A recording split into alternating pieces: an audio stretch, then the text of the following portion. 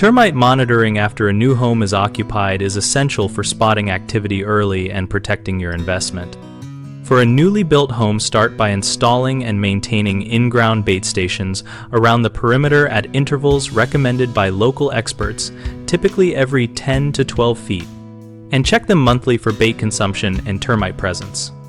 Inspect all exterior foundations, crawl spaces, and any exposed wood for mud tubes, and note their location with a simple sketch or smartphone photo to track changes over time. Schedule a professional inspection at least once a year so a trained technician can detect subtle signs like frass, hollow-sounding wood, or hidden moisture that homeowners commonly miss. Keep a running log of any observed wood damage signs, entry points, or environmental changes, such as new landscape beds touching the siding that raise risk, and date each entry to build a timeline. If your monitoring system issues an alert or you find evidence of activity, respond quickly by isolating the area and contacting a licensed professional to assess treatment options that are targeted and minimize unnecessary chemical to use. For localized activity, consider spot treatments or targeted baiting rather than whole structure fumigation. And follow up within 30 days to confirm the activity has stopped.